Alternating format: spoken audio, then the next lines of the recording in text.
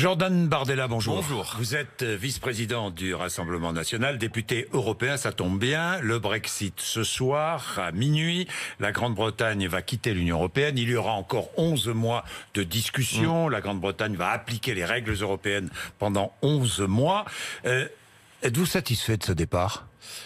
Je suis satisfait que le vote d'un peuple souverain, qui est le peuple britannique, a voté en 2016 pour quitter une organisation que le peuple britannique considérait comme antidémocratique, comme étant néfaste aux intérêts britanniques, soit enfin entendu.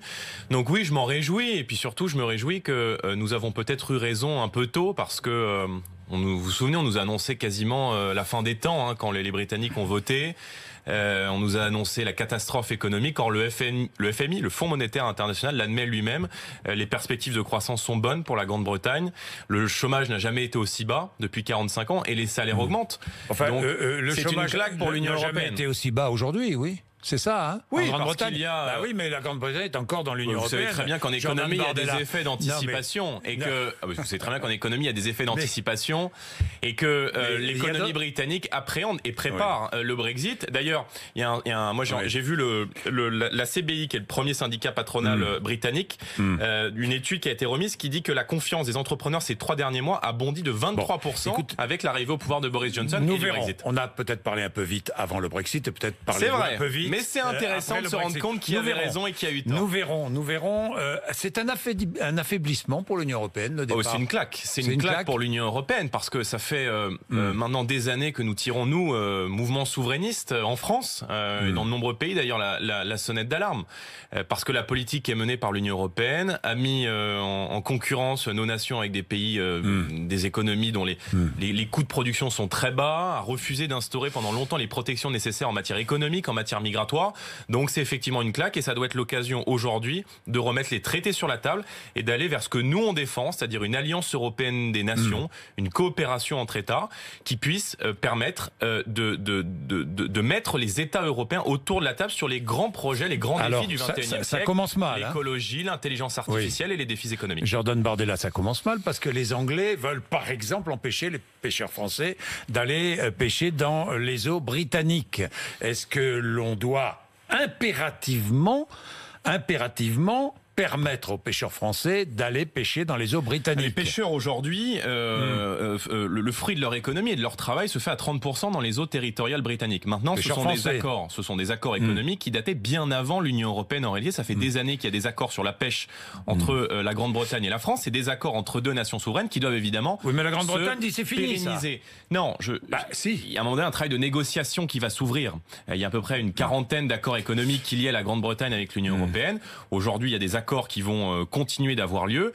Il faut quand même se rappeler que la Grande-Bretagne exporte 47% de sa production économique au sein de l'Union européenne et de son poisson. Donc on a évidemment des intérêts bien compris. Donc est-ce que les pêcheurs français doivent pouvoir continuer librement à les pêcher dans les eaux britanniques? Mais tout ça relève d'accords économiques qu'on doit continuer d'avoir avec la Grande-Bretagne. Vous savez, la Grande-Bretagne ne disparaît pas. Elle reste à 2h30 de train de la France, de Paris.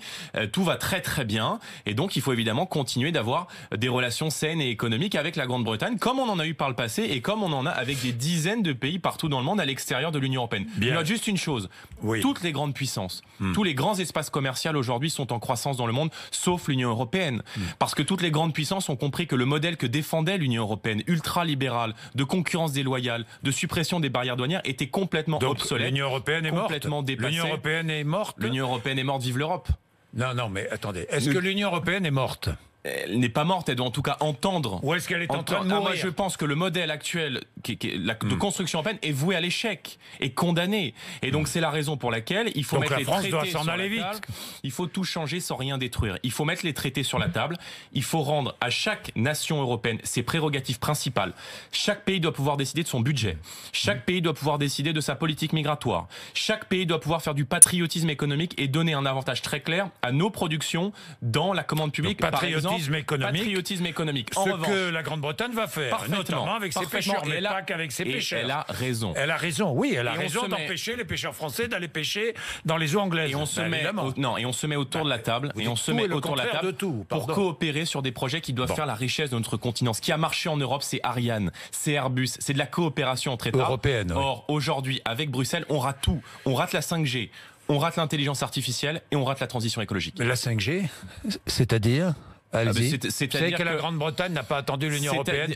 Justement, la Grande-Bretagne n'a pas attendu l'Union européenne pour permettre, par exemple, à Huawei de venir en Grande-Bretagne. Exactement. Ce qui veut bien dire que il faut parfois savoir défendre ses intérêts des Américains, industriels et ses intérêts stratégiques. Or, en la matière, nous sommes complètement largués par rapport aux Américains et aux Chinois. Et on aimerait bien que l'Europe soit là où elle doit être et qu'elle arrête d'embêter les peuples là où elle ne doit pas être. Toute simple. Est-ce que nous saurons, imaginons que la France ne soit plus dans cet espace européen, ne soit plus dans l'Union européenne, ne soit plus liée par des traités européens. On est bien d'accord? Non, on n'est pas d'accord. Non, ne soit plus dans cet espace de l'Union européenne. Est-ce que la France pourrait seule négocier avec les États-Unis, par exemple sur le poulet chloré ou par exemple sur le bœuf aux hormones? Mais franchement, attendez. Qui impose Je vous pose la question. Qui impose aujourd'hui le poulet au chlore dans l'assiette des Européens? Mais pour l'instant, il n'y a pas de poulet au chlore dans l'assiette des Européens. Et pourquoi il n'y a pas? Parce que l'Europe résiste aux États-Unis. Qui en a la responsabilité? C'est l'Union européenne. Ah bon? C'est l'Union européenne qui a mis en œuvre depuis des années des accords de libre-échange. Mais c'est l'Union européenne qui s'oppose. Mais dans les accords de libre-échange, mais ne mélangez pas tout, il n'y a pas de poulet chloré. Et il n'y a pas, vous le savez, de bœuf aux hormones. Sauf que la pression américaine est très forte. Sauf que, je ne vous parle pas du Mercosur, je vous parle des États-Unis, je vous parle de la pression de M. Trump. Oui. Est-ce que la France seule résisterait mieux? Oui ou non? Monsieur Bourdin, je ne vous ai pas dit d'abord que la France serait seule.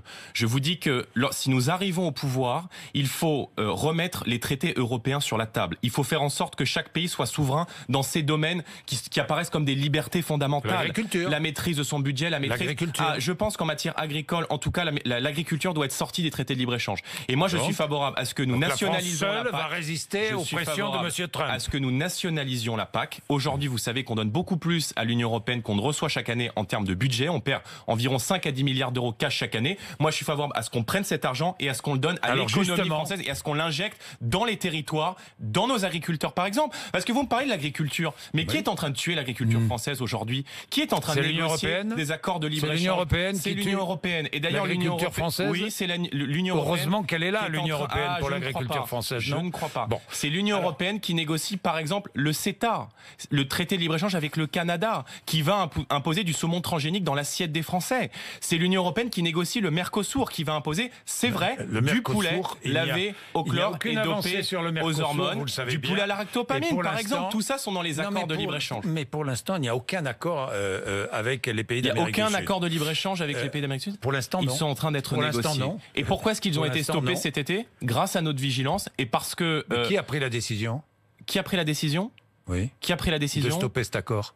C'est la France. Ah bon. Mais pourquoi elle a pris cette décision de mettre entre parenthèses cet accord?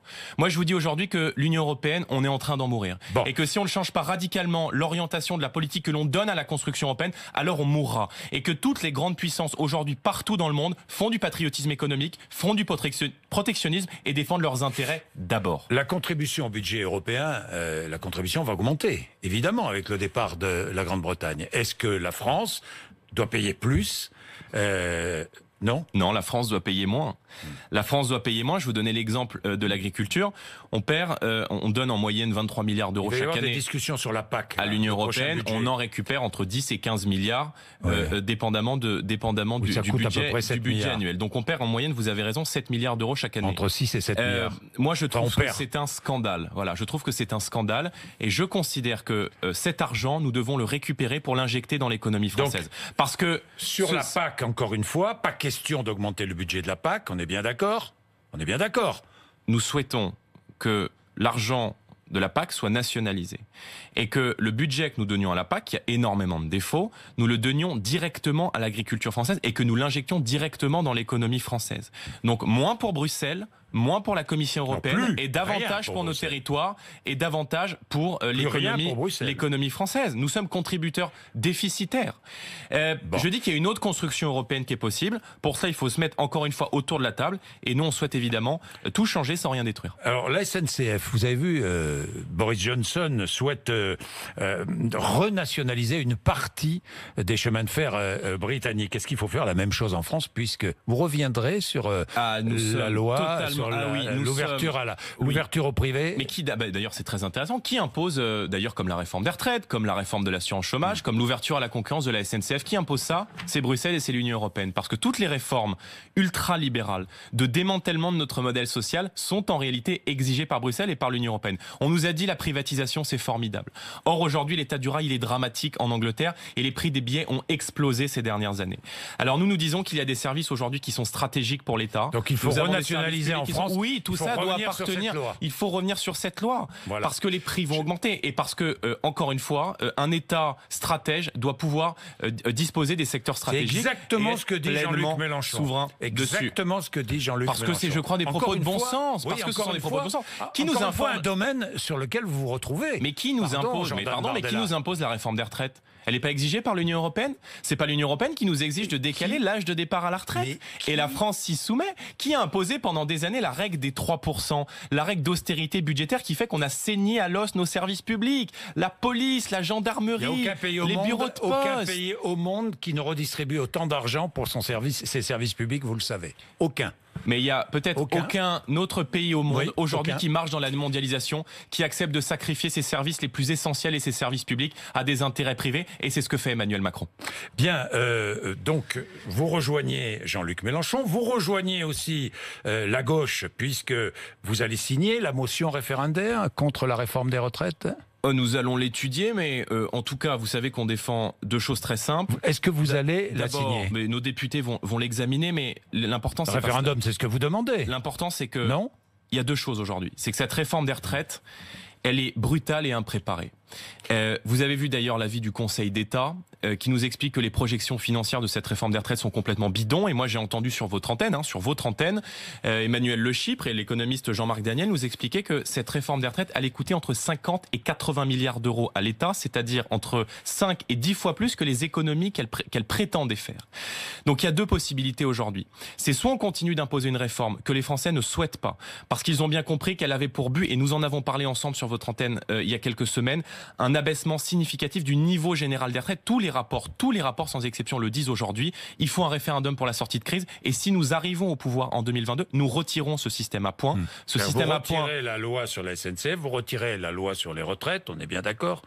Oui, on retire le système à points et on pérennise le système actuel qui fait que la retraite est calculée sur vos 25 meilleures années pour le privé et sur les 6 derniers mois lorsque vous êtes dans la fonction publique. Auparavant, je voudrais vous poser une question. Je veux revenir à ma question parce que vous n'avez pas répondu. Est-ce que vous êtes prêt à signer la motion référendaire venue de la gauche? Mais peu importe d'où elle vienne, nous sommes prêts à la signer. Mais toutes les mesures de bon sens, nous les signons. Et la motion de censure. Mais oui, nous sommes prêts. Vous vous associez? Nos députés vont l'examiner, mais nous sommes prêts. Vous associez ou pas? Oui, nous sommes prêts à soutenir toutes les mesures qui contribueront à lutter contre cette réforme des retraites qui est absolument abominable sur le plan social parce que tout le monde va y perdre. Bien, Jordan Bardella. À partir du moment où la retraite va être calculée sur l'intégralité de votre carrière, évidemment que votre retraite va baisser. Et Emmanuel Macron, en persistant dans cette voie, est aujourd'hui un porteur de chaos dans notre pays. Bien. Il est à la fois un porteur de désunion et d'insurrection. C'est un régime autoritaire, c'est cela? C'est un régime dont les dérives sont extrêmement inquiétantes. Encore un rapprochement avec la France insoumise.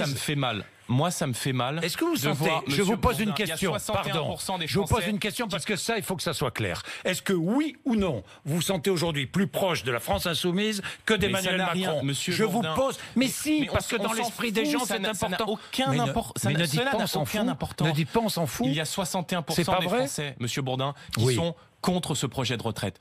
J'ai lu le JDD la semaine dernière. 66% des Français sont mécontents de la politique d'Emmanuel Macron parce qu'ils ont bien compris que la politique d'Emmanuel Macron, elle ne servait pas l'intérêt général. Et je vais vous dire, au second tour de la présidentielle, Macron il nous a dit c'est moi ou le chaos. Finalement, on a eu lui et le chaos. Et moi, ça me fait extrêmement mal de voir que dans nos rues, des policiers et des pompiers sont aujourd'hui en train de s'affronter. Et donc je dis que oui, on est dans une dérive aujourd'hui autoritaire d'un gouvernement qui ne respecte pas la démocratie, qui ne respecte pas le dernier scrutin électoral. Le gouvernement a été été désavoué dans sa politique, alors qu'il continue à imposer la réforme de l'assurance chômage dont on voit qu'elle est inefficace. Il a continué d'imposer la réforme des retraites. Emmanuel Macron est un imposteur, si j'ai bien compris à vos yeux. Demain, les tarifs des péages vont augmenter. Je vous pose une question. Vous me citiez un sondage, mais moi je vais vous en citer un autre. Une enquête du Point, vous l'avez lu. Qui peut faire mieux qu'Emmanuel Macron? Vous avez vu les résultats? C'est pas encourageant pour Emmanuel Macron parce qu'il n'est pas haut, mais c'est pas encourageant pour vous tous, pour toute la classe politique. Est-ce que vous avez vu le résultat? Qui peut faire mieux qu'Emmanuel Macron? Marine Le Pen, Emmanuel Macron, nous sommes 45% d'intention de vote. Non, attendez, je vous parle. Vous avez lu ce sondage? Je vous en propose un autre. Non. Oui, mais j'ai lu ce sondage. Parce que celui-là ne vous plaît pas. J'ai lu ce sondage. Marine Le Pen est à 48% d'opposants. De rejet, 48% de rejet, elle est à 21%, je crois, ou 22, ou 20 dans ce sondage. Vous ne votiez pas pour nous, il n'y a aucun problème, et vous avez parfaitement le droit. Mais moi, c'est pas mon problème de voter. Vous ne savez même pas pour qui je vote, Jordan Bardella. Vous votez quoi? Vous votez pas en tout cas pour nous, mais c'est pas grave. 45%, Monsieur Bourdin. Non, mais on va pas. Bon, d'accord. J'espère. Vous savez pour qui je vote. Moi, je ne sais pas pour qui vous votez, mais c'est pas grave. Il n'y a pas de souci. 45% au second tour de l'élection présidentielle. C'est un sondage qui est sorti au mois de novembre et qui place Marine Le Pen à 45%. Je l'ai, le point. Nous avons gagné à 24. Est-ce que Marine Le Pen ferait un meilleur ou moins bon président? 24%. Qui a gagné les dernières contre élections 48%. Monsieur Bourdin, qui a gagné les dernières élections européennes au mois de mai? Il y a une élection présidentielle. Marine Le Pen sera candidate. Sondage, je ne sais pas si second tour de l'élection présidentielle, Marine Le Pen est à 45%. Je veux juste dire que sur tous les grands sujets, Emmanuel Macron ne tient plus rien. On le voit sur le sujet du communautarisme et de l'islamisme. Enfin, pardon, mais vous avez vu, ils ne tiennent plus rien. Vous avez vu sortir les chiffres de l'immigration. Ils sont en explosion dans notre pays. Vous avez vu sortir les chiffres de l'insécurité. Ils sont en explosion dans notre pays. Et quand je vois l'aplaventrisme de ce gouvernement devant un communautarisme de pression et de conquête qui est aujourd'hui en train de faire céder la République française sur tout notre territoire, alors je me dis que il est urgent que nous arrivions au pouvoir et que nous remettions un peu d'ordre dans ce pays. Vous avez vu la polémique sur la jeune Mila, sur cette adolescente, de 16 ans. Vous avez vu ce qu'a dit Madame Belloubet. Moi, ça me choque de voir que Madame Belloubet... une erreur. Non, mais ce n'est pas une erreur. Quand le parquet de Vienne poursuit la jeune Mila parce qu'elle a eu des propos extrêmement critiques à l'égard de l'islam. Alors on fait quoi? On rétablit le délit de blasphème dans notre pays? Qui a clos et je vais vous dire, moi je trouve que Madame Belloubet, et en tout cas ce gouvernement, donne des gages à une islamosphère, qui est aujourd'hui en train d'essayer de rétablir le délit de blasphème dans notre pays. Et les interdictions que les fondamentalismes islamistes se posent à eux-mêmes, ils sont aujourd'hui en train de les imposer à l'ensemble de la société française et on s'y soumet. C'est vrai aujourd'hui avec la critique de la religion musulmane, qui est aujourd'hui interdite, qui nous voit des menaces de mort. C'était vrai hier avec le burkini, avec le voile, avec les exigences religieuses dans les cantines, les nourritures confessionnelles, avec le port du voile, avec les horaires séparés dans les cantines. Il faut arrêter. C'est aujourd'hui à la République d'être revendicatrice. Et il faut arrêter de se soumettre à ce fondamentalisme La classe islamiste. politique entière, peut-être qu'à gauche, il y a certaines hésitations, estime qu'il faut absolument, évidemment, conserver le droit, même s'il n'y a pas de loi, mais le droit au blasphème. Moi, je vous pose une question. On est en France, un humoriste de France Inter a chanté le 10 janvier « Jésus est pédé sous l'air de Jésus revient ». Ça vous choque? Oui, ça me choque. Ça me choque. Ça vous choque? Oui, ça me choque. Ben, c'est du blasphème. Ça me choque. C'est du blasphème. Ça me choque, mais il y a une différence entre critiquer une religion et critiquer des croyants. Maintenant, la critique de la religion, elle est libre. Oui, ça me choque, mais on est en France. On est dans le pays où tout le monde était Charlie il y a quelques années. Et si vous étiez Charlie hier, alors il faut être mis là aujourd'hui. Si j'ai bien compris, un doigt, pardonnez-moi, je vais être vulgaire, un doigt dans le cul à l'islam et Jésus est pédé, pour vous, c'est pas pareil. Ça me choque, Monsieur Bourdin. Mais la critique de la religion, qui est avant tout une opinion dans notre pays, elle est libre. Est-ce qu'on ne doit pas pouvoir dire les deux? Est-ce qu'on ne doit pas pouvoir dire les deux? On est dans le pays de Voltaire. On est dans le pays de la satire, on est dans le pays de la critique, alors, on est dans le pays de la liberté. On ne doit pas pouvoir avoir le droit de dire les deux. Je vous pose la question. La française protège tous ceux qui émettent des critiques à l'égard d'une religion. Moi, je ne suis pas comme Madame Belloubet. Je ne considère pas que critiquer une religion est une atteinte à la liberté de conscience. Mais aujourd'hui, ce qui est clair, c'est que les islamistes dans la société française ont gagné une bataille idéologique et qu'ils souhaitent rétablir le délit de blasphème et imposer des interdits à tous. Est-ce que c'est normal que des journalistes que des journalistes comme Zineb El Razoui, qui a fui les attentats, qui a réussi à s'échapper des attentats de Charlie Hebdo parce qu'elle n'était pas là au moment où la rédaction a été décimée, est-ce qu'il est normal qu'elle vive aujourd'hui sous protection policière parce qu'elle critique l'islam?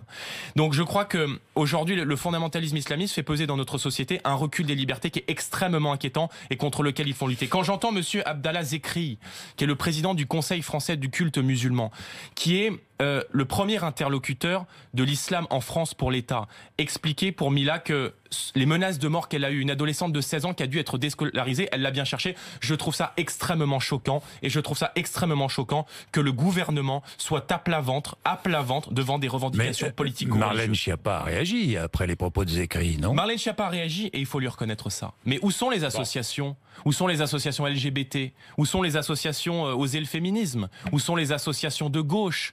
Les associations avocates de la bien-pensance qui ne s'indignent jamais de voir des Français pris à partie parce qu'ils émettent des critiques à l'égard de la religion musulmane. Si ça avait été le cas inverse, je crois qu'on les aurait entendus. Jordan Bardella, j'ai une dernière question.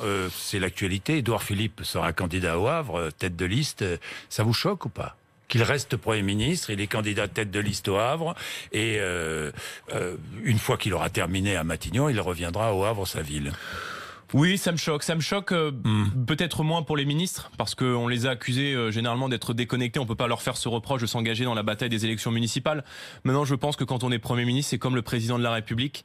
On est engagé pour défendre l'intérêt général, l'intérêt de l'ensemble des Français, sans partisanerie, sans clan, appartenance à un clan politique.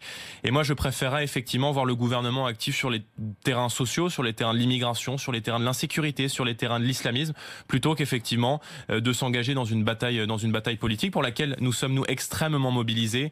Et encore une fois, partout où nous avons dirigé des communes depuis 2014, dans le Pas-de-Calais, dans le Gard, dans le Var, notre bilan il est bon, il est très bon. Partout on a baissé les impôts et partout on a fait baisser la délinquance et la criminalité. Ce qui veut dire que nous essayer, c'est nous adopter. Bien, merci Jordan Bardella d'être venu nous voir ce matin. Il est quelle heure? 8h55, RMC et BFM TV.